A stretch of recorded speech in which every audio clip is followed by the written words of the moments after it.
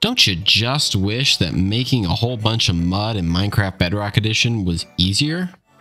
My name is Alaydriem, and in this Minecraft Bedrock tutorial, I'm going to be showing you how to make this simple and easy to build mud farm for your Minecraft Bedrock 1.20 world. This mud and clay farm for Minecraft Bedrock 1.20 is so incredibly easy to build. It takes only an 18 by 18 by 6 area, meaning that you can fit this in the smallest nooks and crannies in your world. Will generate about 108 pieces of mud every single minute and a half, and is self-healing, meaning that you do not need to refill it with water bottles ever. It will never run out of water, and as long as you have an infinite supply of dirt coming into you, you can effectively continue to make mud blocks forever and ever and ever. After every minute and a half, you can just come out here with a normal shovel and harvest all of these mud blocks pretty much instantly, because mud basically mines at insta-mine speed.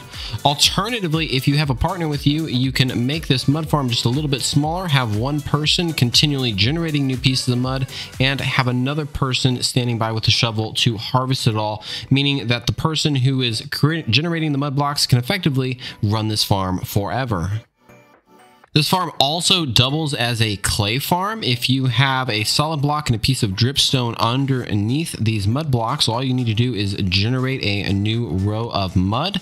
Then you can just sit back, relax, and enjoy this extremely satisfying random pattern that emerges. And once all the mud pieces are dried out, you can harvest those as new clay blocks. So without further ado, let's get into the tutorial. We're going to place down 2 blocks in this pattern here with a target block and 2 pieces of redstone dust on top of it, and a torch on top of that target block, piece of glass above this redstone dust, dust on top of this, and then we're going to get a piece of wool directly above that torch. Leaving a space, we're going to have another wool block with a comparator pointed into it. And then we're going to grab ourselves a dropper, place 3 droppers facing up, then place a dispenser on top of that and knock this bottom dropper out. We're going to grab ourselves a hopper, place the hopper facing into the comparator, and then the bottom hopper here into this bottommost dropper. Next, we're going to come up here and place a dispenser on top of this topmost hopper, and then that is where all of our water bottles are going to come out. Swinging along here to the back, we're going to place a hopper feeding into that and another hopper feeding into that hopper.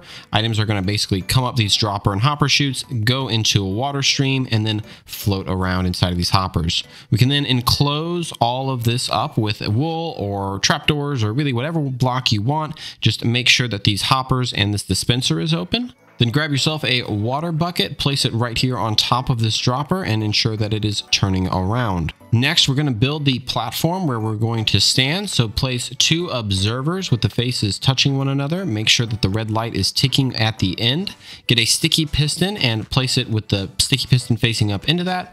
Block beside it. We're going to place another block right next to this observer with a pressure plate on top, and then a piece of redstone dust by this sticky piston. When we stand on this, that will connect, and then when we get off, it will turn the farm off so that we are not running ticking incessantly.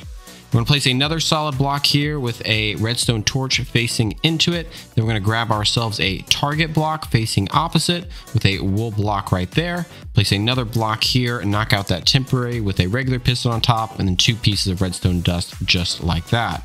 Next, we're going to build our piston pushers. So we're going to place a solid block here temporarily, and then 9 regular pistons. So that's 4, 5, 6, 7, 8, and 9. Then we're going to place a solid block here, and then another solid block down here in this step pattern. A redstone torch on that. Then we're going to build out another 2 blocks in a 2x2 pattern here. Comparator, repeater going into that solid block. 3 pieces of redstone dust, and then line the top of this with redstone dust, and you can knock out that temporary block. Next, we're going to move out 12 blocks from these pistons, and the easiest way to do that is to just use the pistons to discover the piston push limit. It's going to be 12 blocks, but I like just using the pistons because it ensures this won't break. Once the piston no longer pushes out, you know you have your 12 blocks, and you can go over another 9 blocks, which should align with that firstmost piston. Block underneath it, block to the side, a redstone torch like this with a comparator pointing out to it.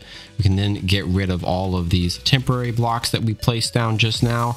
And then we are going to place a block over here with a redstone line, place a block underneath it, and then we can just carry this line all the way over to this spot right here where our redstone torch is. So regular repeater going into that, and then connect the rest of this with a piece of redstone dust. And just for safety measures, place in a repeater right there.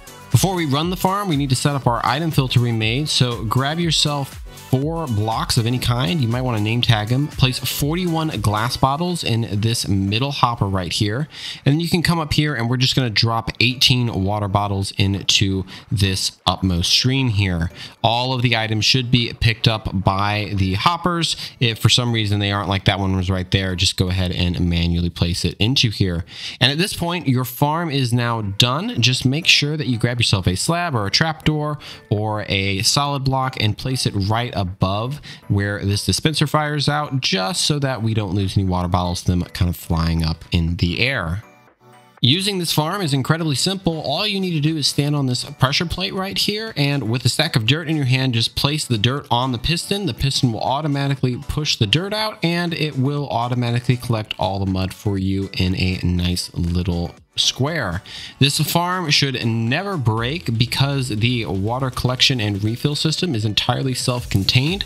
It's set up so that you will never run out of water bottles and you will never lose any water bottles. And as you can see here, will generate you tons of mud super duper quickly. If you do decide to build this farm in your world, please consider leaving this video a like and subscribing, as it would greatly help me reach my goal of 1,000 subscribers before the end of the year, and also help this video reach more Bedrockians just like yourself looking for awesome mud farms. That's going to be it for me in this episode, though. Again, thank you so much for watching, and I'll see you in the next episode. Goodbye.